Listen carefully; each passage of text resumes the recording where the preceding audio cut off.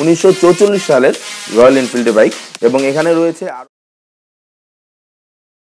Royal এনফিল্ডের একটা popular bike আছে 350X Thunderbird. এই বাইকটা is one of the most selling bike in India এবং বাংলাদেশে যারা রয়্যাল এনফিল্ড ফ্যান তারা এই বাইকটা পছন্দ করে। The fuel tank is huge and it has a 350cc single cylinder engine. Classic, it's a complete classic bike এবং এটা এক্সস্ট নয়েজ আমি শোনাতে পারছি না, বাট আমরা যারা জানি যে রয়্যাল এনফিল্ড পছন্দ করি যে সাউন্ডটা কেমন।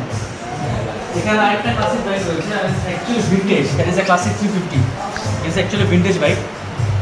আর সেম এটার মধ্যে 350cc ইঞ্জিন রয়েছে, but this is one of the fantastic bike of GT650 twin, যেটা হচ্ছে GT-কে বলা হয় grand touring, cruising touring motorcycle এবং 650cc টুইন সিলিন্ডার এখানে। তো এদিকে একটা ওই পাশে একটা সিলিন্ডার রয়েছে, আপনারা যদি ক্লোজলি দেখেন তো this is one of the silencer of the cylinder, আর একটা ওই পাশে রয়েছে।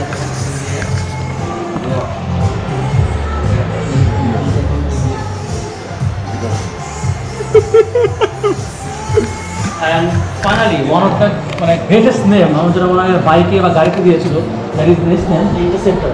এটাও 650cc এবং এটাও twin cylinder, actually twin cylinder engine, আর এটা 650cc এবং নামটা মানে fantastic name, the interceptor.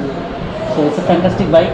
R let's see বাংলাদেশে যদি কোনোদিন আইসিসি পারমিশন পায়, যারা Royal Enfield lover, engine by giant engine, huge engine, I just sing the gap.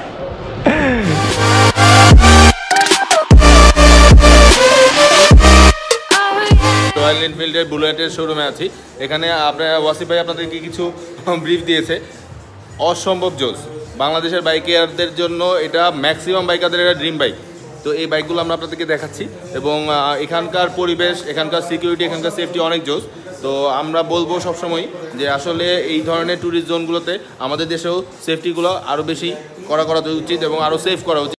Royal এনফিল্ডের এই শোরুমের ঠিক পাশেই ছিল রয়্যাল এনফিল্ডের রাইডারদের জন্য এবং আম মানুষদের জন্য একটা জোস একটা ক্যাফেটা ক্লিপ আমরা নিতে পারিনি কারণ ক্যাফেটা অফ ছিল, এবং তার সাথে ছিল এই ভিনটেজ এবং কাস্টমাইজ করা রয়্যাল এনফিল্ডের একটি জাদুঘর টাইপের কিছু, যেখানে একটা ডিসপ্লে, যেখানে অনেক জোস কাস্টমাইজেশন করা রয়্যাল এনফিল্ড আছে এবং অনেক ভিনটেজ কিছু ছবি আছে, অনেক পুরনো কিছু ছবি আছে এবং অনেক পুরনো কিছু রয়্যাল এনফিল্ড বাইক আছে। যেমন এই বাইকটা 1944 সালের রয়্যাল এনফিল্ডের বাইক এবং এখানে রয়েছে আরও অনেক, যেমন এটা যুদ্ধের 34 সালের বাইকটা, যুদ্ধে ইউজ করা হয়েছিল, ওয়ার্ল্ড ওয়ারে এই বাইকটা ইউজ করা হয়েছিল 1914 সালে। এখানে রয়্যাল এনফিল্ডের একটা ইঞ্জিন আছে, অনেক পুরনো একটা ইঞ্জিন, এবং এই ইঞ্জিনটা স্টার্ট করা পসিবল হয়, এখানে লোক ছিল না তখন, তাই আমরা দেখাতে পারিনি। এটা কাস্টমাইজ করা অনেকগুলো রয়্যাল এনফিল্ড আছে এবং এই যে বাইকটা আপনাকে দেখাচ্ছি, এই বাইকটা একদম পুডিং, নরম পুডিং করা, এটা এখনো হয়তো কালার করা নেই বা কালার করবে, আই ডোন্ট নো।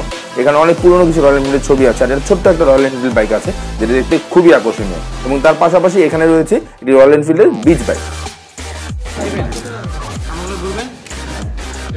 আমরা আসলে এখন ডিনারে আসছি, আপনারা অবশ্যই নেক্সট ব্লগটা দেখার জন্য ওয়েট করুন। আমরা চেষ্টা করবো যত আর্লি পসিবল আপনাদের নেক্সট ব্লগ দেখানোর জন্য। তো সে পর্যন্ত ভালো থাকুন, সুস্থ থাকুন। আমি হাসান আবারও আপনাদের কাছ থেকে বিদায় নিয়ে নিচ্ছি। আল্লাহ হাফেজ, টাটা।